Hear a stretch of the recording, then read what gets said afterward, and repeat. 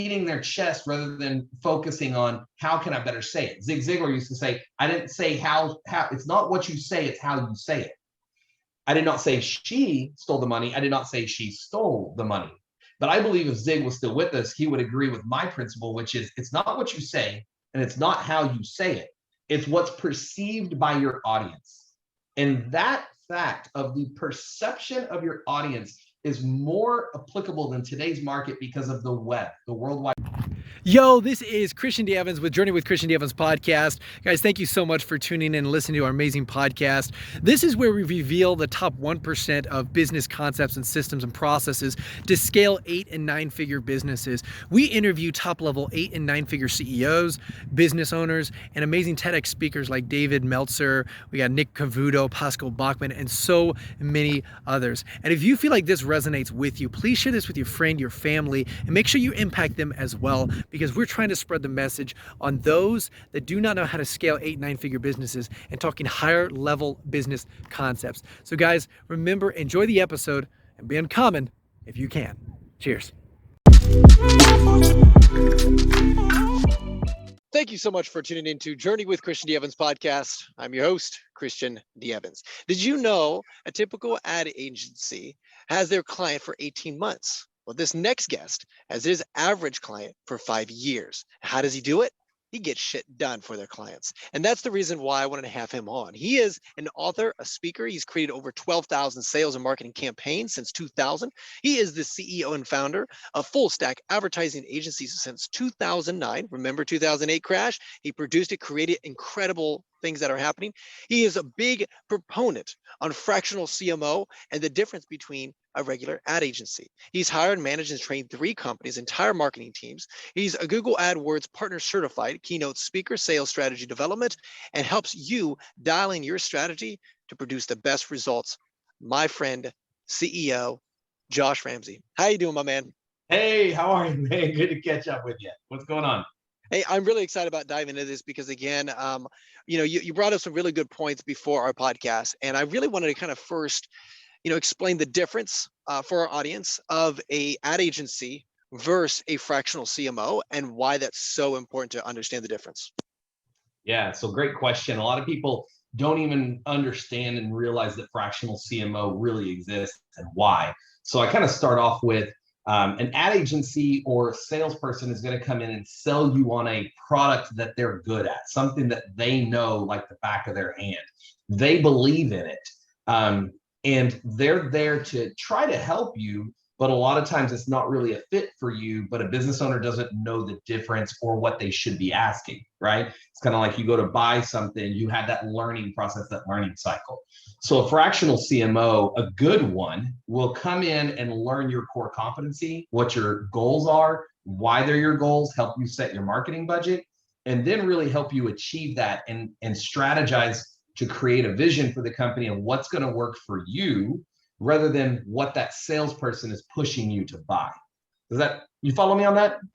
That does. And reason why I wanted to maybe emphasize that is because I think we've all experienced where if we have an ad agency that we've hired. And the thing is they don't have a financial invested interest in your business. They just say, hey, I'm really good at this one thing. And you as the CEO, you don't know what you don't know. And so you may think, and a lot of your time and energy is, hey, I need to spend my time and energy on top of funnel or maybe meta funnel. And the reality is maybe the CMO who has your best interest at heart says, hey, you know what, maybe we need to structure the operations, the systems, the front end, the sales, the whatever, right? And what happens, like you just mentioned, is they have more of an overall, what is the goal? What is the ambition? What do we really need because of years upon years of experience? Is that kind of what you're seeing as well? Yeah, there's a lot of complexity to what you just said, but you're accurate on all of it. Tell business owners, they didn't start their business because they thought, hey, I'm great at marketing.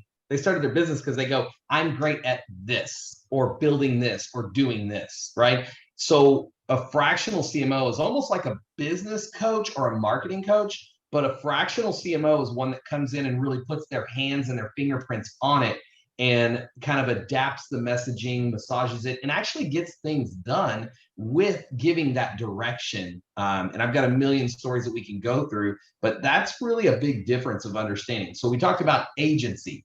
So this trying to break it down for people to really understand. You have an agency or a salesperson selling a product.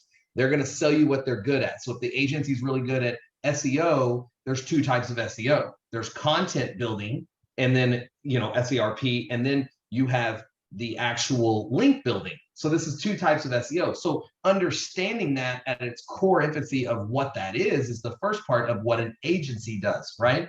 Then the next part is you have a marketing consultant. Well, consultants will come in and go, hey, go do XYZ and then come back and talk to me. And I'll see you later. And they hang up and they get a paycheck. But a fractional CMO can come in and actually go, okay, look, here's what we need to do and why we need to do it. Here's the resources that we need to be looking for.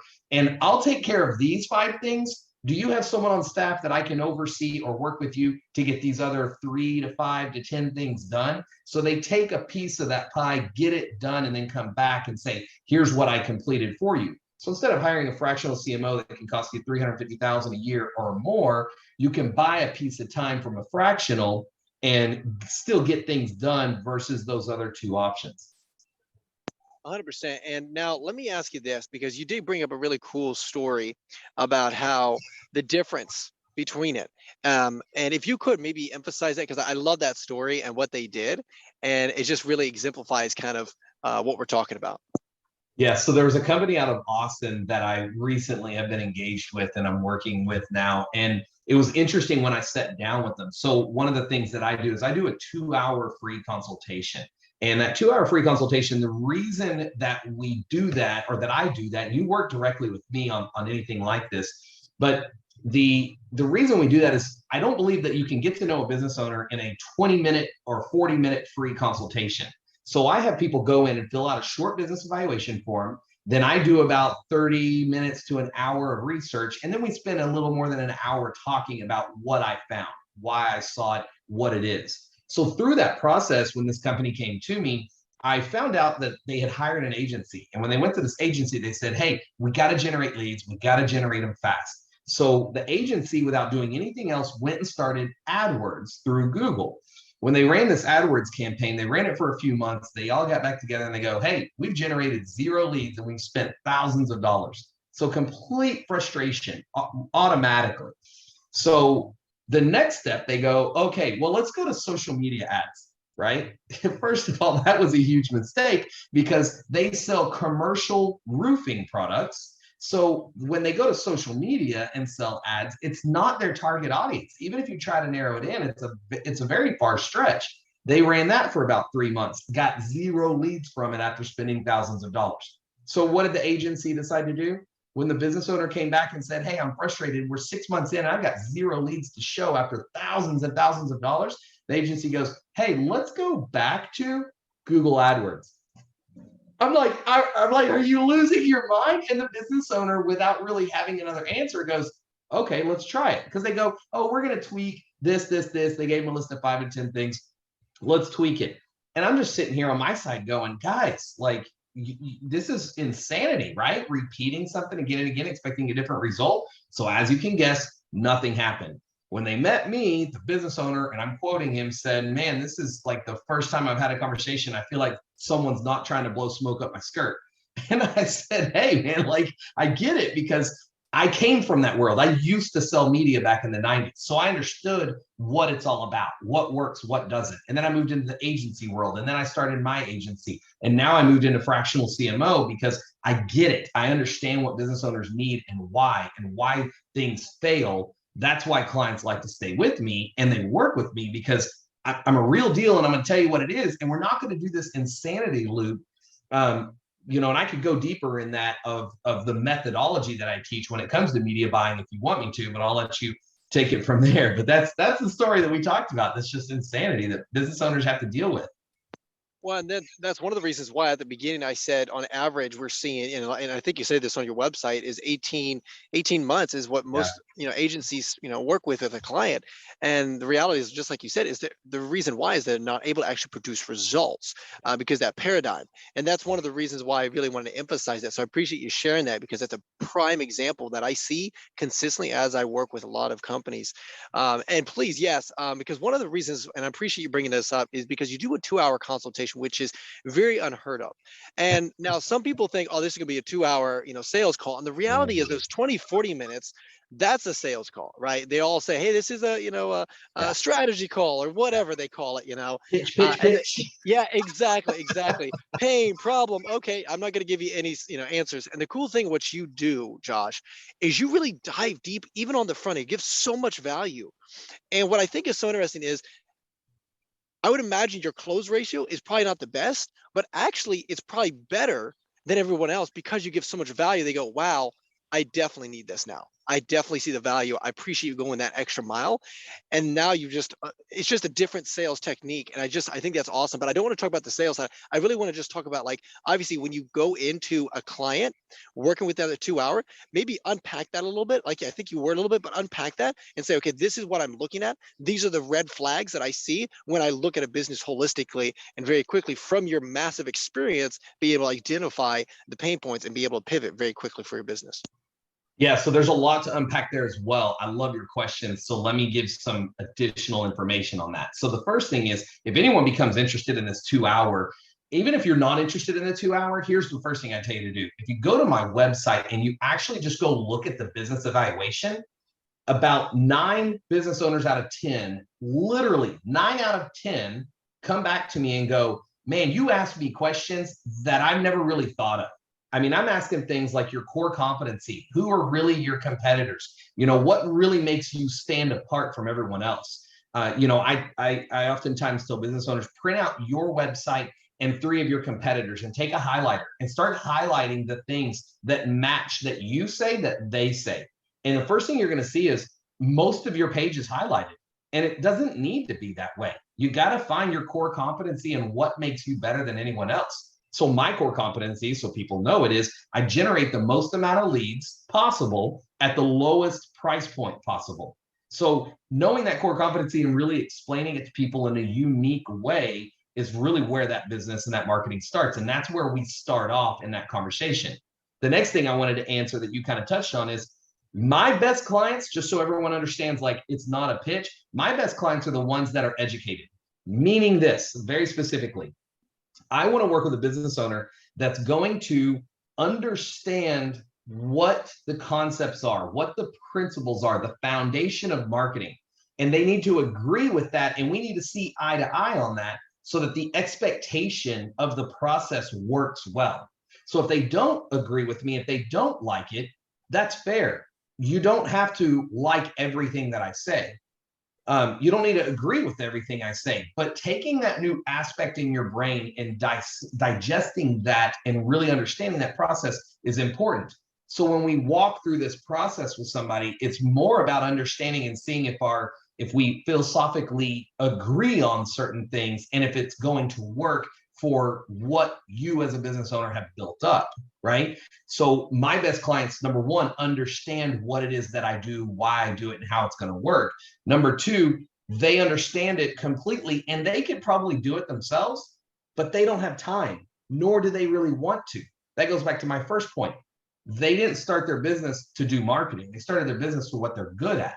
So I like working with those business owners. So I tell people all the time, and this is where I'll leave it off and kick it back over to you. I love doing these 2-hour consultations because I heard a motivational speaker talk the other day, and he said the number one thing of millionaires and billionaires is they never stop learning, period. And I'd rather learn by talking to business owners and know, what have you done in your experience? Why have you done it? What result did you get? What have you been working on? And what's been the influence for you? What have you grown with? What books have you read? And me hearing those things I believe faster educate me, bring me up to a higher level. And when I'm doing that all the time, you can imagine, after doing that since basically 2003 in the marketing agency world since 2003, that my knowledge is pretty high doing that time and time again, Well, that's why I think it's so interesting about this structure, because we're seeing a recession, coming around the corner a little bit. And naturally, people always look at, okay, well, how do I decrease the expense? And naturally, we saw Elon Musk, he's going to be, laying off quite a few individuals for them and kind of preparing. And so what I think is so interesting is, like, this is a perfect prime example of, okay, here we can decrease expense, but still have the incredible amount of value by having a fractional CMO, having the assets, having the availability, but not paying the massive expense on the monthly budget. And that's one of the reasons why I also want to bring this up. So when you unpack this client on this 2-hour consultation and maybe kind of diving in, what are some, and like you said, you're asking questions that other individuals aren't asking, and those CEOs are not maybe even aware of, like, oh, I didn't know this. What would you say are some red flags that you find most business owners are stuck in Yeah. before working with you, and you're like, oh, I've seen this numerous times, this is how to fix it? Maybe even give an example of a few of your clients. Yeah. So two kind of pop out to me right off. One of them is, the cost per lead, cost per sale, your cost of acquisition. So different nomenclature match different levels. But what you're really trying to break down is understanding how much am I spending to make my phone ring, whatever that phone ring is, right? A web form, someone walking through your front door, whatever that is. How much do I spend to make my phone ring? Then once we identify that, what you have is different levels and different programs that will make that phone ring. So you could be running, I'm just going to use things off the top of my head, Google ads, search engine optimization. You could be running social ads. You could be doing billboards, radio, television, display ads, right? I mean, the list goes on. So there's a methodology in understanding which one to choose, which strategy is going to work best for you. But understanding that the different lead generators are going to provide different amounts of leads at a different price. So understanding what that is first is really important. And then from there, trying to break it down. So I use different methodologies and principles. And one of them is what I call the bucket principle. So you line out 5 buckets. One of them is called Google Ads, search engine optimization, Angie's List, radio, television. And each of these, you fill them halfway with money, right? Or water. You come back in 30, 60, 90 days and you identify, did we retain the water? Did we lose the water? Did we grow? Then you look at law of diminishing return. If it's growing, then at some point you can't put more money into it and expect a higher yield from it. So SEO is the perfect example. Different markets, depending on the amount of people in a market, is really important to understand, and then understanding the competition. So laying out your keywords in the competition along with the competition of paid ads is kind of a core starter of what anyone needs to have if you're doing anything online.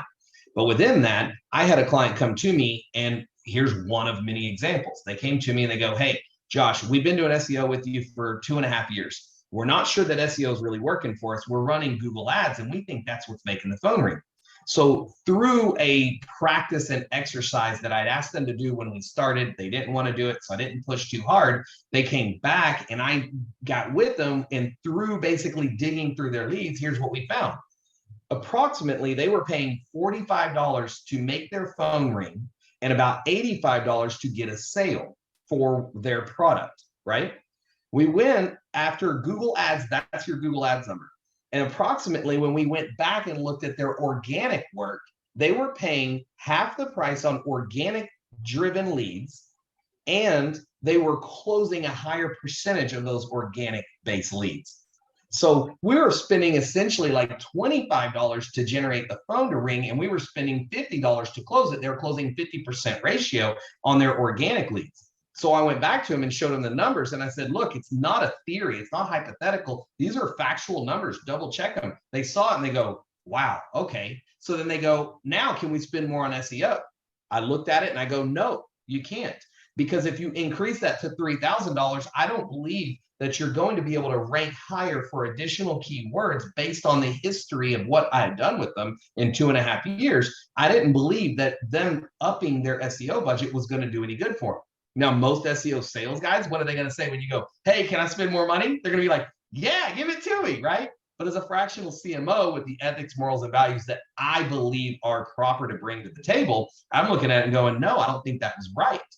One other quick example on a different client, they came to me and they were a pest control company. They came to me, they were opened up in 3 markets in Kansas. And out of those 3 markets, their average time to make a phone ring was $350 or more. Their average sale was only $200 a year. The only reason that they were staying in business was one of their three cities was massively outproducing, and they were making a ton of money from it. But understanding that their cost to make the phone ring was $350, within about a 3.5 year period of time, we got that down to under $30, under 30, by just eliminating unused media that wasn't generating those leads, but understanding back to the core of what I said. You got to have a CRM. You got to track every time the phone rings. I had a meeting this morning, and I keep telling you I'll leave it with this, and I will. I had a meeting this morning, and I had to tell the entire sales team, you got to track every phone call that comes in, because we're spending money. And if we're spending money and that phone rings, we need to know why it rang and where it came from to be able to identify the phone rang, did it close or not? And then we can break it down from there. Well, what I like about this approach is it's very strategic, but also from your immense experience, you know exactly what to measure, because there are some vanity metrics you don't want to focus on, but there's also metrics that you want to say, okay, this is what creates the result. And when I'm looking at companies, just like you're saying, I know kind of like a baseline of what those numbers should be. And obviously someone that doesn't have that experience, they don't have that baseline. Like I know what things should convert to, and I know what these landing pages should convert to and how to optimize it. And like you said, what I find so interesting, what you just mentioned, is once you dial in, okay, these are the metrics, this is the baseline where it should be. Now, if it's not at that baseline, I can dial in and say, this is the problem. So how do we fix this problem? And so many times I see so many business owners, even at $1 million, 2 million, 3 million, you can't scale to that 8-figure, 9-figure, 10-figure mark unless you know, okay, hey, this is the problem. This is the, I mean, and where's the problem? And then once you identify it, then there's a solution. And like you mentioned, you have that immense experience. Now, I would like to ask, from your experience, what are metrics that are vanity metrics? What are certain things that like don't really produce and move the needle further from your experience? That's a loaded question, and it's really hard to answer because every type of lead generation is going to have different metrics. The key there is really to set the metrics. So I operate on two core principles when I'm working with a client. It's KPI and ROI. So KPIs are set as key point indicators. That means we're going to take an action, and there needs to be an indication of what the result will be. If it's just a task being done, that's fair enough. It's a KPI, we've completed that task. I like KPIs that measure into ROIs. So a KPI that measures into an ROI could be such as, let's go with keywords. Let's just say with keywords online, right? So if we create a list of keywords, I create what are called tier 1, tier 2, tier 3. We look at all the different metrics of tier 1, 2, and 3, and we say these are our core keywords that we want to go after, second tier, third tier. These can go from bucket words all the way to long tail or extreme long tail keywords. By looking at that metric, the KPI is to create that list and do all of your due diligence. Then your next KPI is, once your due diligence is done and your keywords are identified, you then plug that into your website. Once you've done those two KPIs, and again, I'm dumbing this down a little bit, but once you've done those two KPIs, now you're looking for the ROI. The ROI is going to be the metrics of what you get. But back to your question, even though I'm kind of talking around it, one of the metrics that Google Search Console actually gives you is the impressions. So your next KPI within looking for that ROI would be, how many impressions are we getting? And let me quantify a huge misconception when it comes to search engine optimization. And for those of you who don't understand SEO, search engine optimization, it essentially is if you rank organically on Google. So Google has position 1, which is page 1, position 1, 10, which is page 1, last position. Then if you go to page 2, that's considered 11, and it counts all the way to 100. So you have 1 to 100. So a KPI should be, and this is a misconception, people go, hey, you do SEO, and it's going to take 3 to 6 months to see any results. And I'm like, no, man, absolutely not. That is a complete false lie. So don't let people lie to you. The answer that you should be looking for are the KPIs of how they plug in those keywords, and then the metrics you should see the needle move. So the needle moves because you should see a non-ranked keyword to go to position 99, then 89, then 75, then 55, then 30, then 10, right? That's what we're looking for. So the only way that I could agree with someone of saying get a result would be, yeah, maybe your phone won't ring in the first 3 months, but don't wait 3 months and go, oh, my phone hasn't rang, you're fired. No, that's why that 18 months exists, right? I see you laughing, but you know I'm right. This is insanity. So the point is to be able to set those KPIs as business owners to tell your agency. So if you don't want to work with me, great. I'm giving you free advice right here, right? So take it, use it, because it's truth. Set those KPIs that they should be setting all of the things that I've just been talking about. And you should be able to see the density of a page, your meta title, your meta description, your H tags, all of the different elements of your page, which are free to track. I can show you a million ways to track them, but see that they're adding those keywords in your pages and throughout your site, and then follow the metrics of all of your keyword lists, tier 1, 2, and 3 we talked about.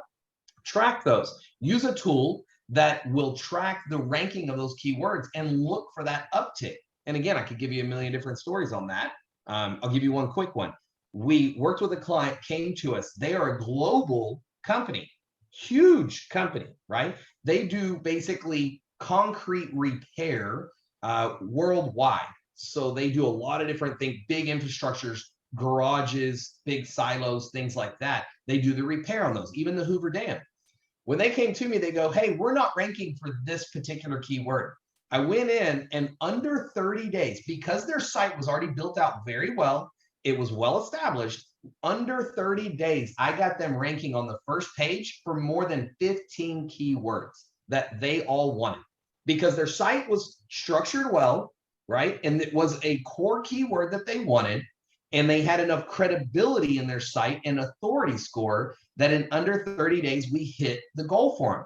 So now they've stuck with us and they don't seem to be wanting to go anywhere, because we hit the goal and the KPI we wanted. Now we're looking for that ROI. That's how I measured that. So again, one last thing on that. If you're running like a display ad, you got to look at impressions. So again, that's your ROI, your KPI is how many impressions, and does that change by tweaking the campaign? Does that kind of, even though I didn't answer you directly, do you follow where I'm going with that? No, and I really appreciate this immense insight. And guys, if you didn't understand that, then that's one of the reasons why you need to reach out to Josh, because see, again, it is such high level content. And that's why I appreciate you just literally diving deep into this, because again, it's those incremental things like you just mentioned that make the world of difference. And what I find so interesting is, agencies, and I understand agencies, like they mean well, but like you said, it's like there's lies out there, and a lot of business owners like, oh, I guess it just takes 3 to 6 months to get a result, and that's okay. That's just the expectation. And the thing is, and then that's one of the reasons why you don't stay with that agency. And the reality is, how to really pivot and create results very quickly and collapsing that time frame. So I really just appreciate you sharing that. Now you mentioned some incredible strategies, and you actually have this really amazing free book on your website here, how some SEO companies disguise laziness and hide poor strategies. This is your step-by-step guide to winning online. Now, if you could just, you don't have to go through the whole book, but I would love for you to just maybe grab maybe 1 or 2 or 3 of those secrets or steps or traits that you feel like would be very valuable for our audience. Yeah, so that's always hard, right? So the first thing I'll say about the book is it's an easy read. And I did that on purpose. It's not one of these books that you read and I'm telling you a story about how when I was a kid, this happened and that happened and blah, blah, blah, blah. I tell those stories when we're live and in person and in a conference, and you can kind of pick up on what I'm laying down, right? But there's a couple of elements that I'll hit on. So let me lightly touch on some of the elements that I talk about in the book and that I teach in conferences and through my strategies and principles. But one of them is, the first one is, no one cares what the girl's name is. No one cares what your name is. Whoever you are listening to this, watching this, no one cares what your name is. But as business owners, we beat our chests and we go, this is who I am. I'm awesome. Look at me. But no one cares. What they care about are the ethics, morals, and values that you bring to their life.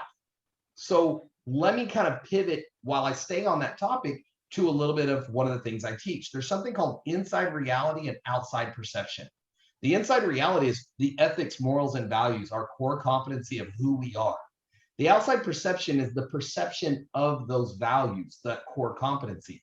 So a perfect example I share a lot is when I met my wife, it was 2008. I'd finished a conference in Nashville and I was sitting in my hotel room. I was single and I'm thinking, hey, I'm a guy, I'm looking for a girl, I'm single. So I go into MySpace.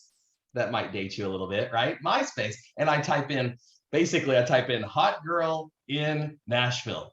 And her picture shows up and I'm like, hey, this girl's never going to talk to me, but I'm going to shoot her an email. Lo and behold, boom, she replies back a little bit later. I was like, yeah. Long story short, we met. And a while later, after we were dating and before we got married, it dawned on me one day when we were having a conversation and we were looking at MySpace and just chatting it up. And it dawned on me that I was taking pictures every weekend with friends at a birthday party or a get together or a barbecue. And in each one of those pictures and events, I would post those pictures. And in each one of those events, there was always a beer in my hand or an alcoholic beverage. So the perception that she had of me in the beginning was I was an alcoholic. But what I didn't post enough of that she did latch onto, thank goodness, was I did post some pictures with my nieces, some pictures with my family.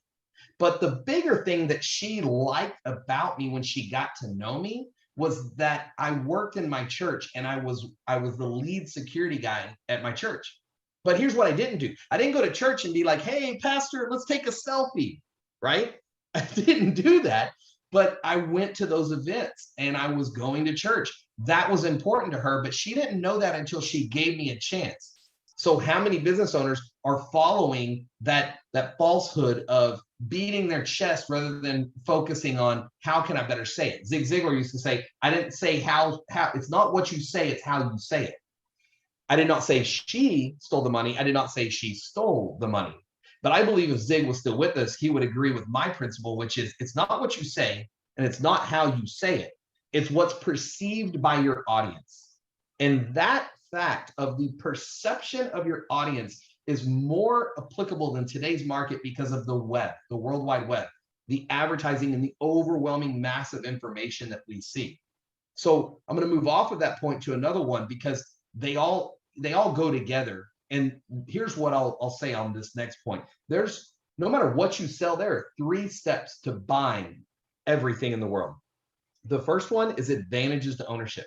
Understanding the advantage of owning whatever that is, the service, the product, all the way to a stick of gum. You understand the advantage. You may not think about it. And I talk about the psychology of human buying behavior in the book, but you don't think about why you're buying a stick of gum. You just know the advantage. Here's what happens. You go to step 2, which is the objection. If I offer you a stick of gum and you really want it and I go, okay, $50, you're like, whoa, you're crazy. I'm like, no, it's a magical stick of gum. And now all of a sudden you're like, really? And then you go to authority and liking, and do you really believe that it's magical, right? So you start processing that information. And the third one is vendor selection. And I'll date myself again. Do you want juicy fruit or big red, right? These are 2 different types. What are you wanting? That's vendor selection. You know you want gum. The price is correct, but what is that vendor selection that you're really looking for? So those are the 3 steps no matter what you sell. And then the last thing I'll leave you with that I teach in my book that I would strongly encourage you to work with is a methodology that was created long ago, but not well executed or implemented. And it's 4 steps in writing content. Interrupt, grab the attention of your consumer and make sure that they, number 2, become engaged with that information. The third step is overly done, but not accurately done, which is education. Educate your consumer on why you are unique and different. Back to those ethics, morals, and values. That's education. And the fourth one is probably one of the harder things to do, and that is the offer. What is the easy to grab, low-hanging fruit that you can give somebody that gives them value to their life? Thus, what I do, as I call it, eat my own dog food, I give 2 hours for free. Multiple reasons why that I've explained, but those are my 4 steps: is that interrupt, engage, educate, and offer. And I elaborate more of that in my book. And it's only 86 pages, so you can pretty much pick it up and you can read it in about an hour, hour and a half. But to digest it, you got to really go through it and make some notes on it. Wow, this is really, really good. interrupt, engage, educate, and offer. And like you said, advantage of ownership, objection, and vendor selection. Now, I want to pivot a little bit and loop around in the perception, because this is one of the things that I love personally, because it really helps dial in the offer, because it's not really about the offer itself, but it's the perceived value of that offer. And one of the things that I always found so interesting is, definitely in the e-com world, most of them, they always focus on, if you're trying to compete against Walmart, trying to compete all these things where it's the lowest cost, well, obviously that destroys your margins, right? And so obviously, in order to increase the margins, well, guess what? You add a few more things that are, really cost effective to that offer. Now, all of a sudden, it's perceived value, perceived offer, exactly what they want. And it could be free training, it could be a community, it could be whatever, add whatever shenanigans into it. But like you said, it's that perception. But also, I like what you said in regards to like the client itself. It's saying, hey, you know what, the way they perceive it. And I think there's a good marketer, I forget his name, but he says you have to finish the conversation that's already in that person's head, right? That client's head. I think I totally butchered that saying, but that's what you're saying, is that perception, right? How are they perceiving you in the marketplace? How are they perceiving you, and making sure that that perception, whatever that is dialed in. Really, really, really excellent stuff. Now, do you want to add anything else into that? Because I want to make sure that we don't pivot too quickly off that, because that's some really, really good, valuable stuff there. No, I mean, that at its core, without really spending hours and hours of unpacking it, that's where it starts. Like everything that we've talked about to this point, if people went back and either re-listened to this or just followed the steps that we've talked about, or download the book, there's a ton of free information that I give, because again, I like work. I mean, again, we all know this. What do we all want? Money, right? Like, let's not lie about it. Let's not make this a falsehood and a shenanigan, or whatever you want to call it. We all want money. That's it. We want to make as much money as possible. So when we look at that, there's different qualities of life, of what we're willing to sacrifice in life. And that's really where I think we have to kind of understand and make decisions on what we do in life. And you can hire someone to do certain things, or you can do it yourself. It takes your time. Do you enjoy it? Do you not? I'm lucky enough that actually, I didn't share this with you before, but about 3 years ago, I basically retired. And the reason I retired is because my agency was running smoothly. Everything was great. And they didn't really need me. So I took myself out, because I'm not a micromanager unless needed, and I'm setting things up. That's different. But I just extracted myself out of it and said, hey, everyone knows what you're doing. If you need me, let me know. But if you don't, then you're good, do it. And ultimately what ended up happening was I sat around long enough that my wife finally goes, get out of the house, go do something else. So I was like, okay, well, what can I do? What am I good at? And what's my passion? And my passion landed on what I do now as a fractional chief marketing officer. People don't realize that it's out there. And the people that are fractionals, I really only have about 2 competitors. And here's the interesting thing to know about those competitors. Both of them have the same process, which is very different than mine. I work hand in hand with people. I have an assistant, multiple assistants, and project managers that support my work, but I work directly. I'm the face of what's going on. And these other fractional CMOs, they put you into a system, they learn about you, they churn you around, and then they spit you out to whoever they feel like is best. And that can cause a lot of problems. And I've heard a lot of horror stories with that. And that's something to be careful of when you look at a fractional CMO. Marketing consultants, we've already talked about. But I think that you just have to have the right thing. If we boil this back down to something, is set your KPIs that equal your ROIs. And everything else that I talk about is, on my website. You can take a look at that, or you can sign up for that 2-hour consultation. But that's really what I would boil it down to kind of be aware of some of those things. And so let me ask you this, and I appreciate diving in that. With the interrupt, engage, educate, and offer, and like you mentioned, offer specifically something that they may or may not struggle with. What are certain, on each one of those 4 steps, what are certain things that you've noticed that they really, most companies struggle with? All of it. When they do my business evaluation, oftentimes what we find is that they kind of brain dump And by doing that business evaluation and brain dumping, the last gentleman that did it with me signed up as well. And his words to me were, can you forward that back to me? Because there was so much good information that I felt like I was putting out there that I want to use it and work on some of my content. So I was like, yeah, absolutely. It's really, there's so many different levels to it, but really explaining, I guess, part of my background is psychology. So understanding your narrative and why you do what you do and why you have the hangups we have, and then understanding them is the first part. And then diving into those hangups is kind of the second part, and how you work on those hangups and being self-aware. I don't think that's just human nature. I think human nature is business. We do business because of human nature. Steve Covey talked about it. Jay Abraham talks about it. All the big guys that have been around for a long time, the authors that, Cialdini wrote about it as well. All of these guys talked about it, and really, business and personal life do get wrapped up into one. So understanding who you are sometimes will help your business be more effective, because you can really kind of explain your ethics, morals, and values. And that's really, I go back to those three words because that really is me. One of the things that I take pride in is you can do research on me as much as you want, and you're never going to find a bad review out there, a bad comment out there.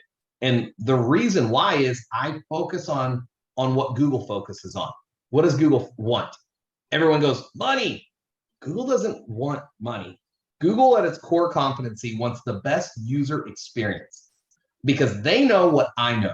If I provide the best user experience and people like me, or at least they like me, and if they don't like me, I didn't take anything from them. I didn't steal or cheat them.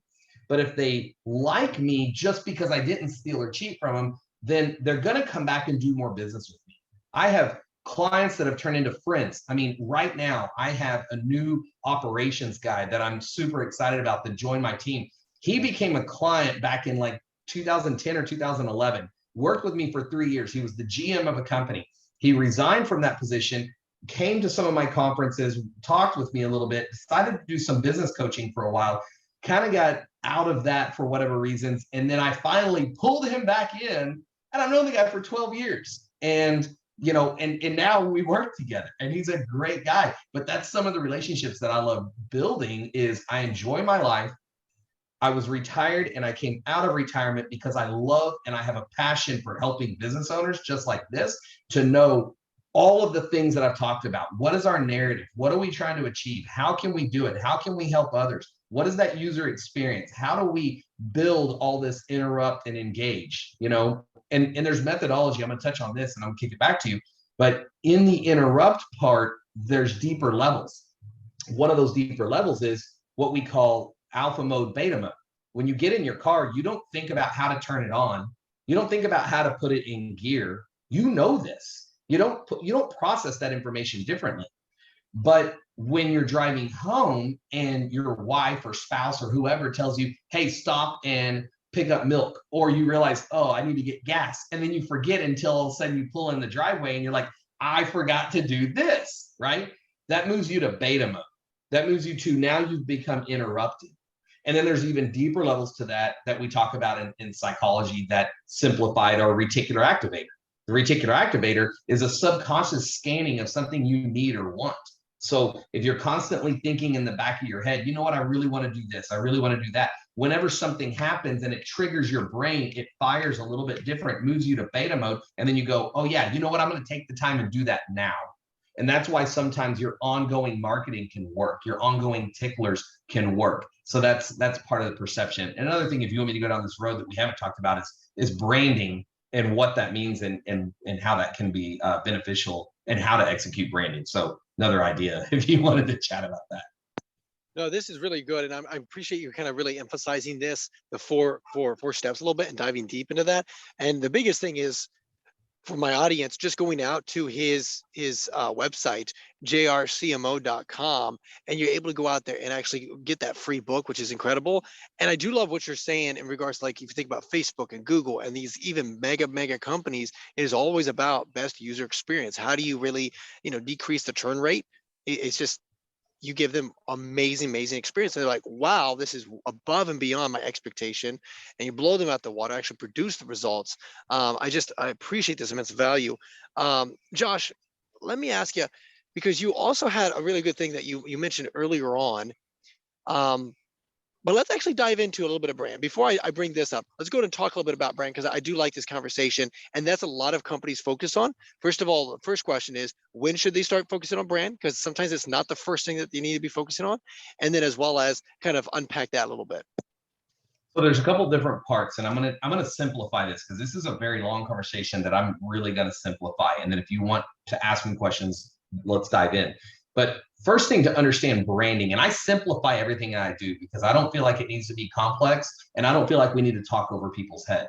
So branding really comes down to one basic element, and that is a consumer is comfortable with your identity, who you are and what you stand for, and they're comfortable and they know what your brand is. So that's the first core part of it. The next level of that is going online. You should set your goal, your KPI, that you rank for at least 3 to 5 positions, if not 10, for your company name. Your company name.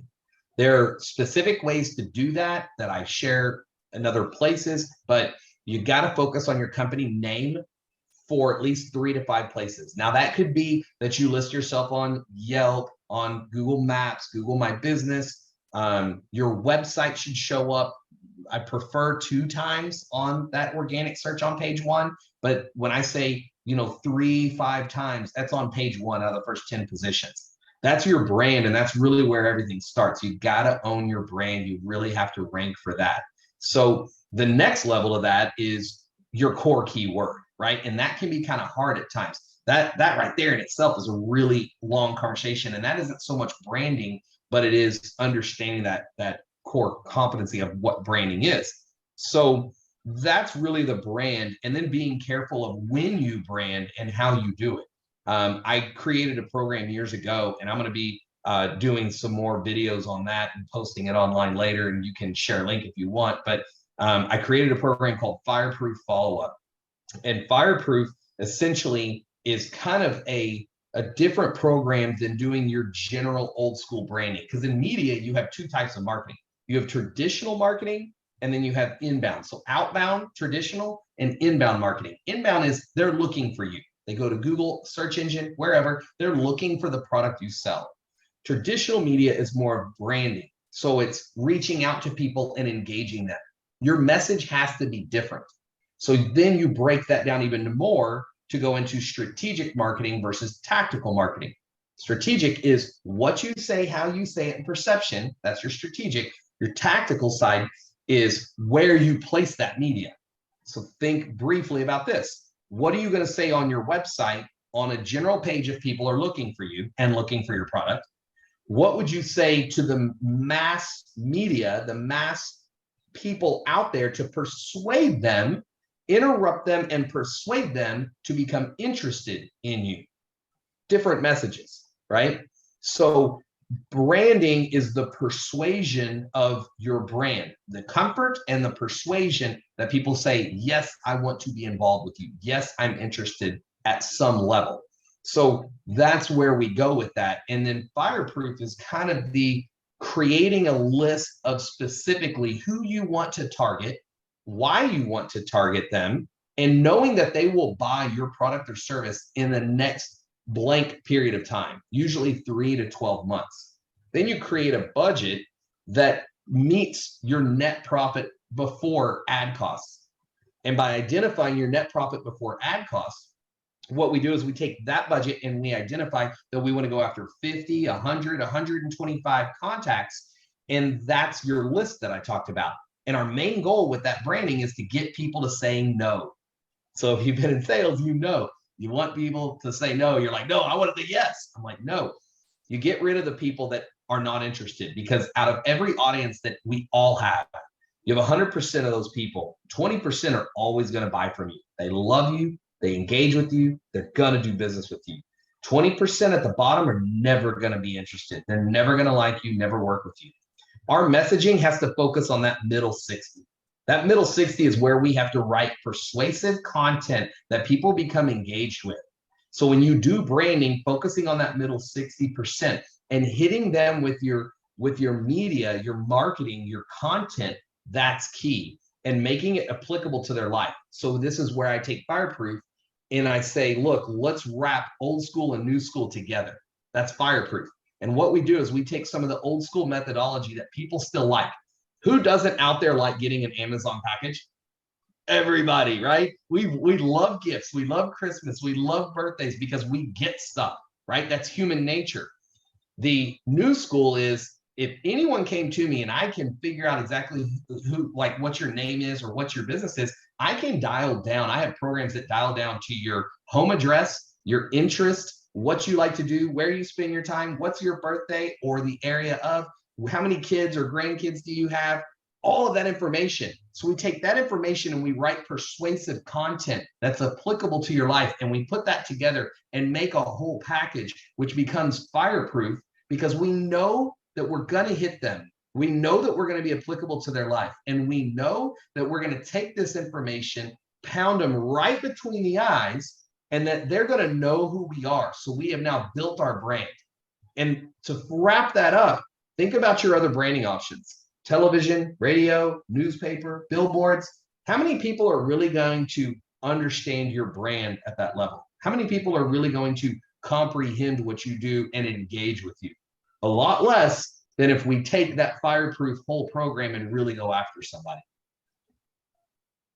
Wow, that is just beautiful. I mean, honestly, this is one of my best conversations in a long while. And the reason why is because you're just really dialing in that next level. I mean, you're going 8-9 feet deep, which I really appreciate. And guys, my audience, I just hope you guys literally re-listen to this and really implement this. And in fact, Josh, I really just appreciate the immense value that you brought. And I know we could go on with so many other topics. I want to respect your time, but I just really appreciate, I'm literally taking a whole bunch of notes on this. Even for how long I've been in the business, it's like I can always learn so much. And you've been in it a lot longer than I have, and that shows. So I really appreciate that. How can our audience, Josh, reach out to you and consume your content and be part of what you got going on, man? Yes. So, I'd love to hear from anybody out there that has questions or wants more information. It's real simple. The first thing I would tell you to do is know who you're going to work with. So I would encourage you first to Google fractional CMO Dallas. And that's where I'm home base. Home base for me is Dallas. So fractional CMO Dallas. And you're going to see that I own page 1 of Google. Not only is my Google My Business there, but my website, jrcmo.com, is there. So if you go to fractional CMO Austin, Houston, Tampa, I have a lot of different cities that I do a lot of business in. And all of those cities that I just mentioned, I also rank page 1. I don't own those pages yet. I'm working on it. You'll see me there eventually. But on fractional CMO Dallas, you'll see that I really dominate. You're going to see everything Josh Ramsey, Josh Ramsey, Josh Ramsey.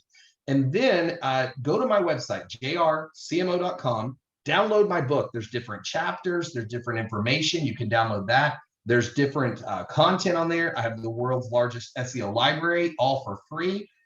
There's a marketing strategy room that you can request access to. It has a lot of pictures, writing content and tools in it.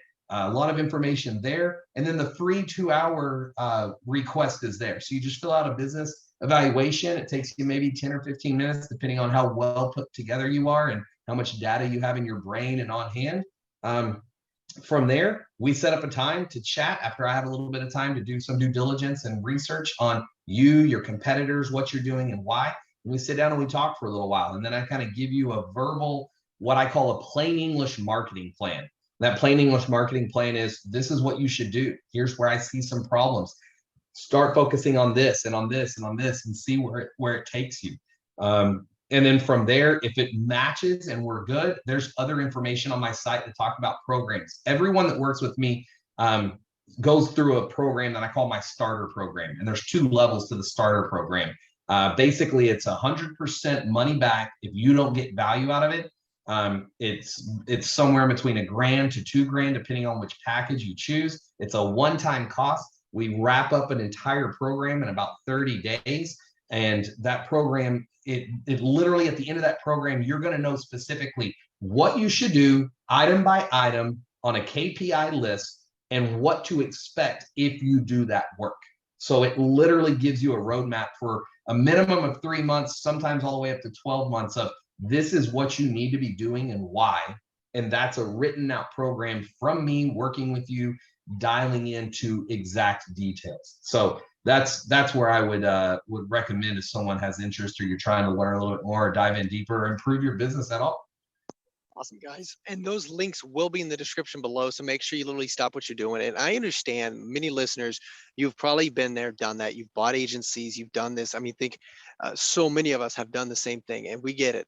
But that's one of the reasons why I wanted to have Josh Ramsey on today, having this conversation, understanding the difference, the paradigm shift, as well as the value behind it. And having someone in your corner that says, hey, let's make money together, man. Let's make this happen. And as you can see with your knowledge, you just have immense. And again, those links will be in the description below. So make sure you just reach out to him and what he's got going on. And Josh, is there any last words of wisdom that you'd like to share with our audience before we let you go? There's a lot, man. I mean, the bottom line is I like to tell people, create a good user experience for people. And I guess back to scripture, I'm not a heavy scripture in your face type of guy, but I believe that there's a level of accepting people and loving people. And I think if you accept and love people as best you can, and while that's really hard, if you can share that as best you can through your marketing message and really build that into your core values, then that's really going to shine. And be careful of the platitudes that you use, right? Telling people that you have integrity, that you've been in business for so long. You got to get deeper than that. You can't just say, hey, I've been in business since 2009 or 2000, because there's always someone that's been in business longer than you. There's always someone a little bit better than you at sports or whatever that is. So really focus on giving the best user experience, whatever that can be. And that sometimes is your best offer as well. So dive into that and then focus on how can you really give the best value to your audience at the lowest cost possible of your company. Don't give it away for free, but give enough that they can really put their hands on it, their toes in the water, and really understand what's going on. And that, my friends, is my friend, Josh Ramsey. Guys, that is Journey with Christian D. Evans podcast. Until next time, remember, be uncommon if you can. Yo, this is Christian D. Evans, Journey with Christian D. Evans podcast. We thank you so much for listening to this amazing episode. If you feel and you know that this was valuable to you, please show some love to our amazing guest by liking this, by commenting on this, by making sure that you do a nice 5-star review and just show some love to our guest. That'd be really awesome. Also, make sure you share this with a friend, a family, a colleague, someone that you believe would bring value to their life right now. And guys, we just want to say thank you again for just being part of our community. If you want to have more resources, don't be afraid. Go to christiandevans.com. You can actually schedule a phone call with me, or you can send me an email at christian.evans@beUncommonIfYouCan.com. That's christian.evans@beUncommonIfYouCan.com.